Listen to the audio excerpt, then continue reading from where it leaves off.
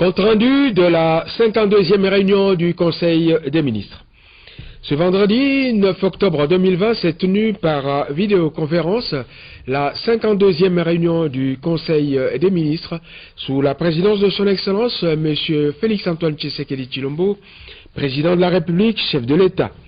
L'ordre du jour y relatif comportait les points suivants.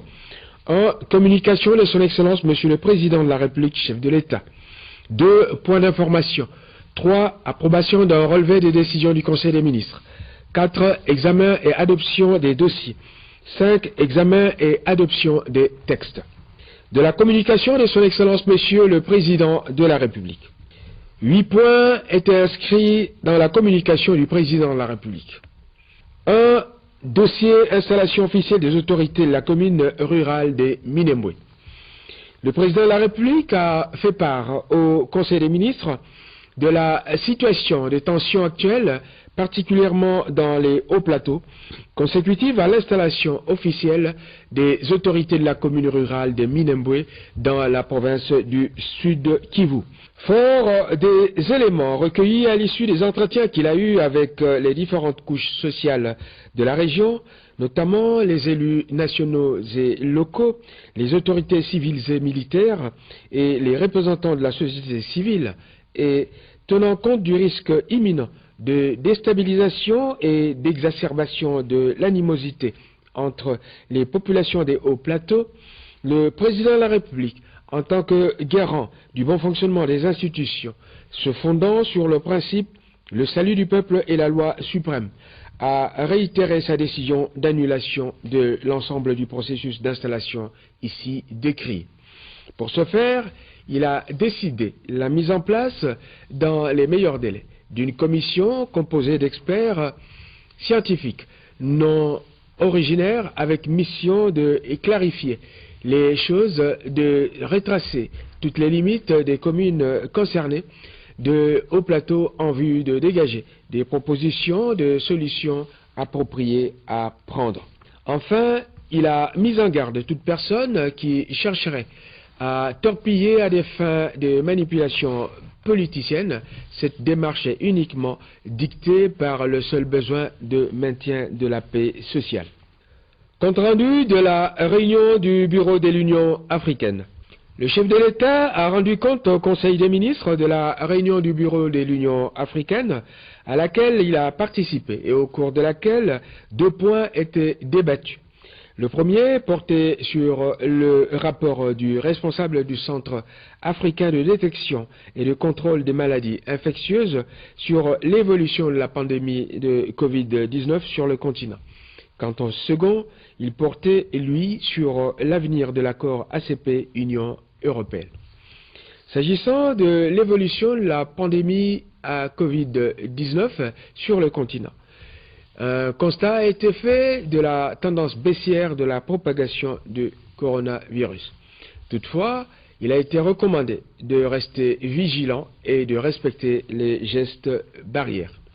En ce qui concerne l'avenir de l'accord ACP-UE, les membres du bureau ont conclu à la nécessité d'une discussion préalable au niveau du bureau de l'Union africaine élargi aux présidents des communautés économiques régionales, CER en sigle, et à l'affirmation du principe de centrer le futur partenariat UE-UA sur les priorités de l'Afrique et de placer le dit partenariat à un double niveau des États et de l'Union africaine. Compte rendu du mini-sommet de Goma. À l'initiative de la République démocratique du Congo, il s'est tenu par visioconférence et sous la présidence du chef de l'État, son Excellence Félix-Antoine Tshisekedi Tshilombo, en date du 7 octobre 2020, un mini-sommet des chefs d'État de pays des Grands Lacs, à savoir l'Ouganda, le Rwanda, l'Angola et la République démocratique du Congo. Au cours du dit mini-sommet, les chefs d'État participants ont parlé de relations bilatérales, des questions sécuritaires à l'est de la République démocratique du Congo et aux frontières des autres pays, en particulier de la problématique de lutte contre les groupes armés, les réseaux mafieux et le terrorisme international qui sévissent dans cette contrée, des questions du commerce transfrontalier et de la gestion de la lutte contre la pandémie de la Covid-19. À titre de résolution, les chefs d'État ont pris un certain nombre d'engagements dont les mesures d'application seront peaufinées dans chaque domaine par les experts des pays concernés sous la supervision de leurs ministres des Affaires étrangères respectifs. 4 réunions du comité de pilotage du mécanisme national de suivi de l'accord cadre d'Addis Abeba. Dans le cadre de la tenue prochaine du 10e sommet des chefs d'État et de gouvernement des pays signataires de l'accord cadre d'Addis Abeba, il se tiendra en date du lundi 12 octobre 2020 la réunion du comité de pilotage du mécanisme national de suivi du dit accord. Les ministres sectoriels concernés par le dossier seront invités à cette réunion. À cet effet, le coordonnateur du mécanisme national de suivi de l'accord cadre d'Addis Abeba a été prié d'entrer en contact avec la direction du cabinet du chef de l'État pour prendre toutes les dispositions en rapport avec l'organisation matérielle de cette réunion, à l'issue de laquelle sera adopté notamment le rapport complet sur les préparatifs y afférents. 5 réhabilitations de la nationale numéro 1, tronçon Mwanda-Boma, et de la nationale numéro 12, tronçon Manterne-Tchela. Le président de la République a rappelé que les infrastructures routières sont des instruments importants et indispensables à la réalisation des politiques gouvernementales tant au niveau central que provincial, tout en relevant l'importance de l'aménagement de l'ensemble du territoire national en infrastructures routières de bonne qualité. Il a constaté que les travaux de réhabilitation des routes des tronçons Boma-Mwanda et Boma-Manterne-Tchela tardent à se poursuivre. Pour ce faire, le président de la République a engagé le gouvernement de la République, à travers le ministère des ITPR, de faire diligence dans le processus de réhabilitation des tronçons routiers sus-indiqués pour permettre une meilleure fluidité du trafic dans cette partie de la République, source considérable de recettes de l'État, et servir au mieux les usagers de ces routes. 6. Insécurité dans la province du Congo central. Tel que constaté dans d'autres coins du pays, le président de la République a noté que la recrudescence des problèmes sécuritaires dans la province du Congo central en général et à Mwanda en particulier porte préjudice à la sécurité et à la libre circulation des personnes et des biens dans cette province. Suivant les rapports de l'autorité provinciale, il se dégage un constat d'insuffisance d'effectifs, de personnel et d'éléments de police affectés à la province, d'une part, et de la prise en charge non conséquente, ainsi qu'une absence d'encadrement adéquat des éléments de formation militaire au centre de Kitona, d'autre part. Pour y remédier, le chef de l'État a engagé le gouvernement de la République, en particulier les ministres en charge de l'Intérieur et de la Défense, à prendre les mesures nécessaires afin de résoudre le problème dans les meilleurs délais et de faire rapport lors de la prochaine réunion du Conseil des ministres. 7. Fermeture des ports privés. Lors de la 46e réunion du Conseil des ministres tenue en date du 28 août 2020, il a été décidé la fermeture des ports privés illégaux et clandestins. Pourtant, le chef de l'État a constaté que ces ports privés continuent à opérer malgré l'instruction claire et non équivoque donnée à cet effet.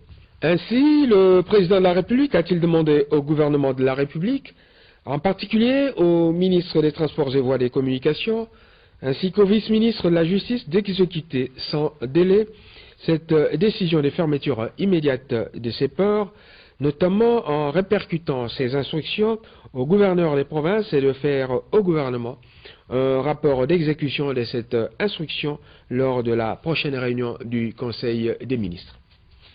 8. Finalisation des travaux de construction du stade de Lumumba à Matadi. Le président de la République a fait état de la construction du nouveau stade de Matadi, dont les travaux sont fort avancés et dont la livraison de cet ouvrage grandiose est attendue par toute la population des alentours, ce qui sera d'un apport considérable au développement de cette ville.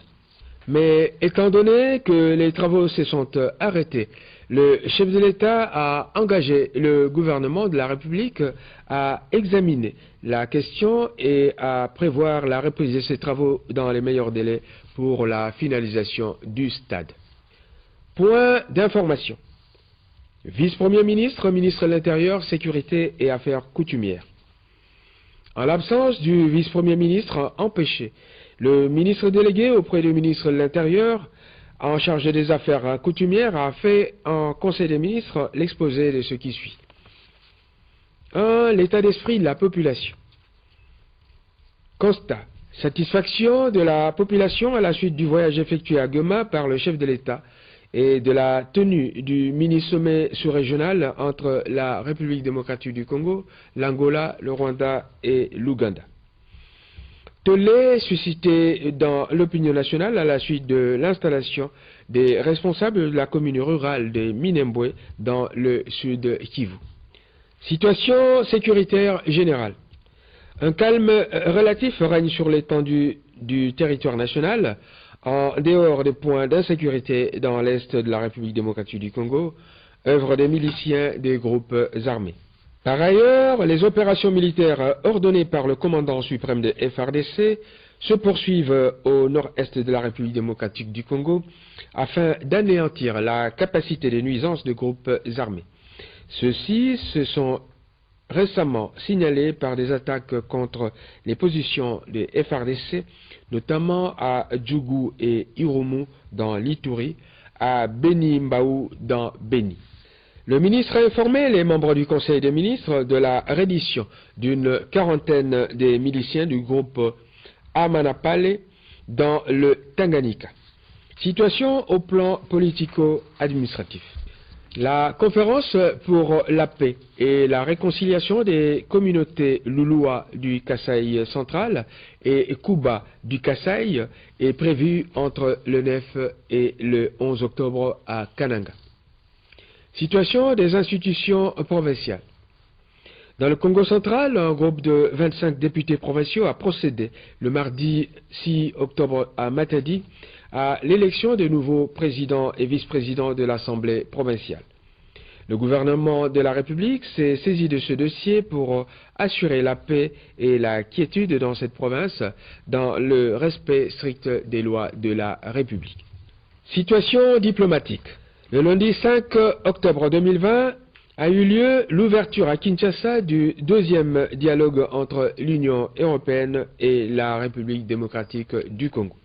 Situation de la criminalité et du banditisme. On a constaté la poursuite à Kinshasa de l'opération Roadblock, accompagnée de contrôles nocturnes de véhicules. Dans les Sankourou, il a été constaté l'incendie de 38 habitations au village Olemba, dans le territoire de Lodja, commandité par un groupe de jeunes gens se réclamant d'un parti politique. La police a été instruite de remettre de l'ordre dans cette contrée. Il a été également constaté une situation de sécurité préoccupante à la prison centrale d'Ouvira dans le sud Kivu. Les mesures urgentes ont été recommandées au vice-ministre de la Justice à cet effet. Situation frontalière. La frontière avec l'Ouganda, fermée pour cause de la Covid-19, a été rouverte le 1er octobre dernier.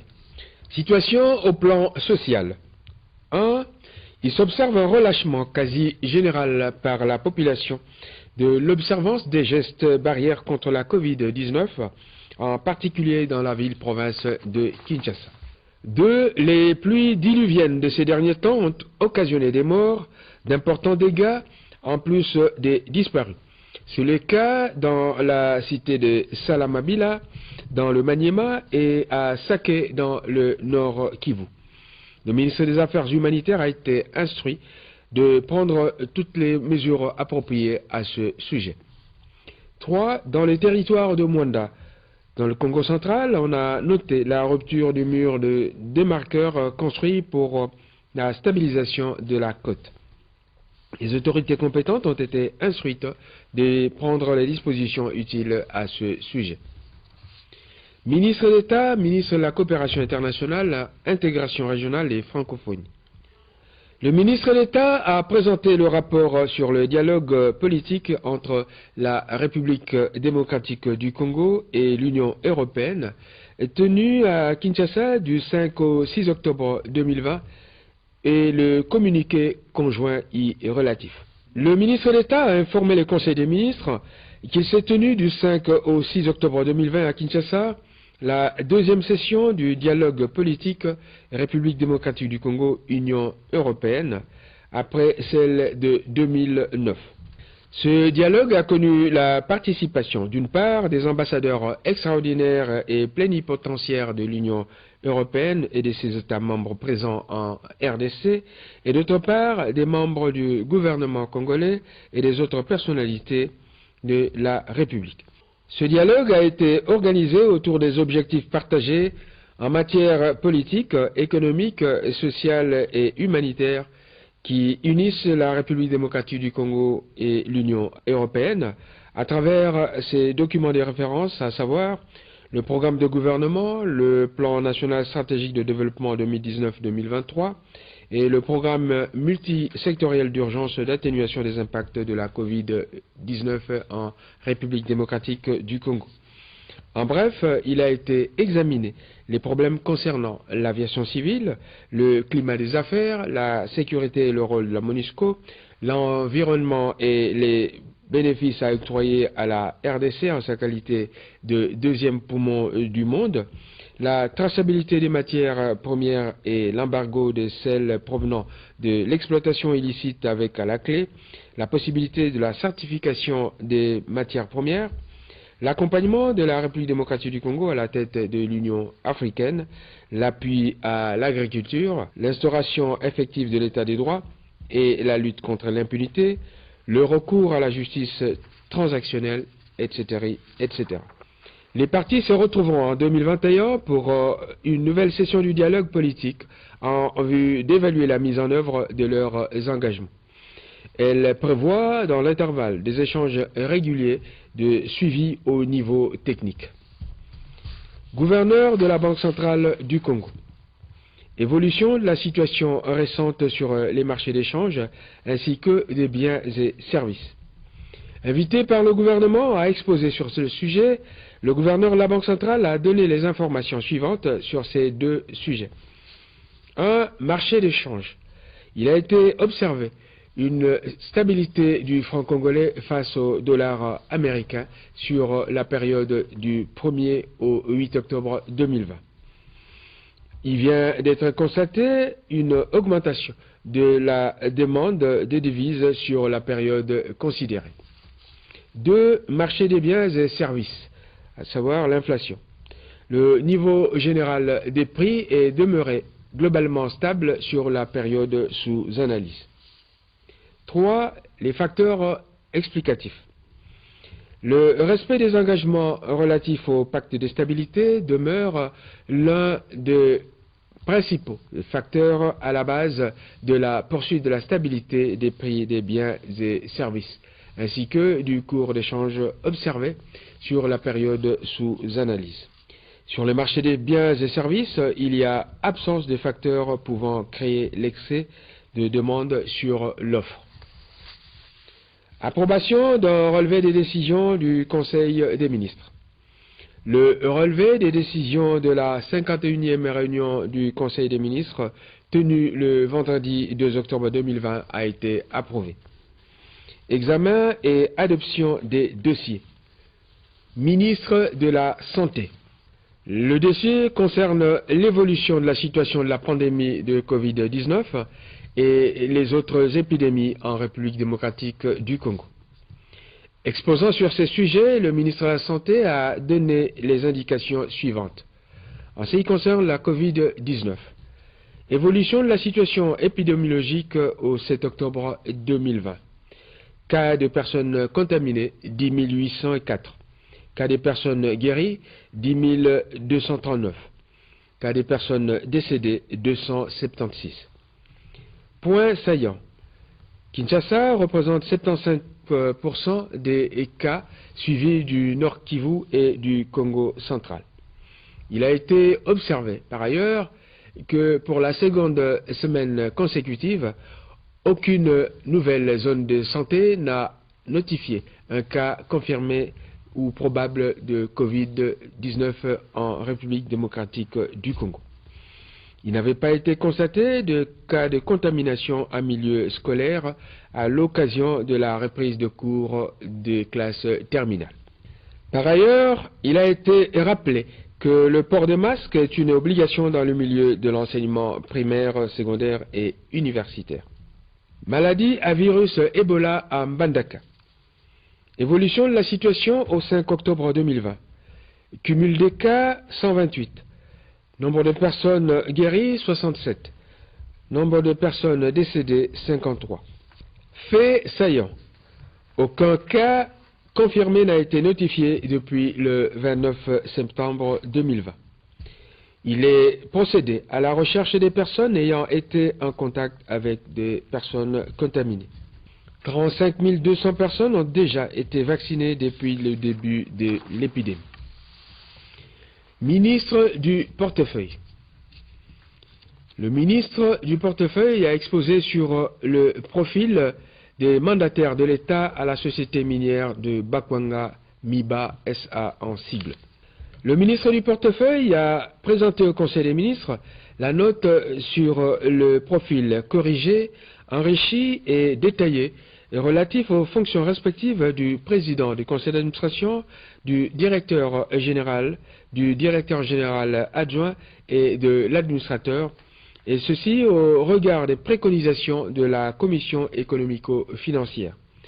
Pour y arriver, le ministre s'est basé sur 3 points, à savoir 1. La situation actuelle de la MIBA. 2. L'élaboration du profil des candidats, à savoir la compétence et les aptitudes. 3. Les conditions minimales à remplir. Après débat et délibération, ce dossier a été adopté moyennant recommandation selon laquelle ces critères valent pour autant qu'ils ne violent pas les dispositions pertinentes de l'article 11 de la loi numéro 010/2008 du 7 juillet 2008 portant organisation et gestion du portefeuille de l'État qui détermine les conditions pour être nommé mandataire public dans une entreprise publique du portefeuille. Ministre délégué auprès du ministre des Affaires sociales chargé des personnes vivant avec handicap et autres personnes vulnérables. Il s'agit de la célébration de la Semaine internationale des sourds et de la Journée internationale de la canne blanche pour les personnes aveugles malvoyantes. Madame la ministre a fait part au Conseil des ministres de son intention d'organiser la Journée internationale des langues des signes, actuellement célébrée le 23 septembre, ainsi qu'une activité dite la langue des signes est pour tout le monde, dans le cadre de la Semaine internationale de sourds SIS en sigle, et ce pour réaffirmer les droits humains des personnes sourdes. La raison de cette journée est d'éduquer le monde en matière de cécité et de lui montrer comment les aveugles et les malvoyants vivent et travaillent en toute autonomie pour contribuer au bien-être de tous. En 2020, la célébration de la Journée internationale de la canne blanche se déroulera le 15 octobre et mettra l'accent sur les activités suivantes. Distribution des cannes blanches aux personnes aveugles malvoyantes dans toutes les provinces du pays.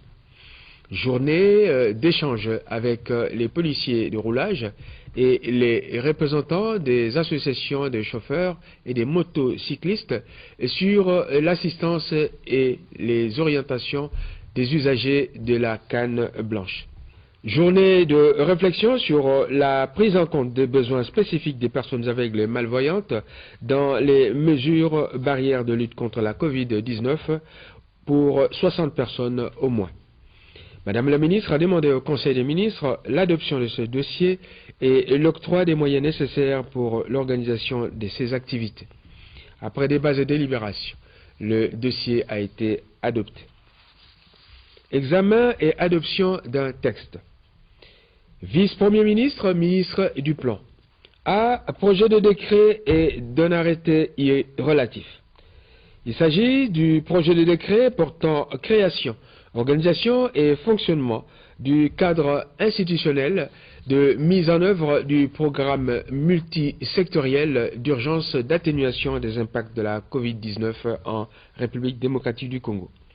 Il s'agit également du projet d'arrêté ministériel portant organisation et fonctionnement de l'unité technique de coordination de l'exécution du programme multisectoriel d'urgence d'atténuation des impacts de la Covid-19 en République démocratique du Congo. Après débat et délibération, ces projets de décret et de l'arrêté relatif ont été adoptés. B. Projet d'arrêté interministériel. Il s'agit des 8 projets d'arrêté interministériel, à savoir 1. Projet d'arrêté interministériel portant agrément du projet d'investissement de la société Muliacap SARL. 2. Projet d'arrêté interministériel portant agrément du projet d'investissement de la société Pigma Énergie SARL. 3. Projet d'arrêté interministériel portant agrément du projet d'investissement de la société Les Brasseries du Congo, Bracongo en sigle SA. 4. Projet d'arrêté interministériel portant agrément du projet d'investissement de la société JIRS Compagnie d'Air Congo SA. 5. Projet d'arrêté interministériel portant agrément du projet d'investissement de la société Horizon SARL / Horizon Haute. 6. Projet d'arrêté interministériel portant agrément du projet d'investissement de la société Kinglass KG en sigle SARLU. 7. Projet d'arrêté interministériel portant agrément de la société d'investissement Camet SARL. 8. Projet d'arrêté interministériel modifiant et complétant l'arrêté interministériel numéro 085-CAB-MIN-PLAN-2017 et numéro 077-CAB-MIN-FIN-2017 du 13 septembre 2017 portant agrément du projet d'investissement de la société Blue Energy SA.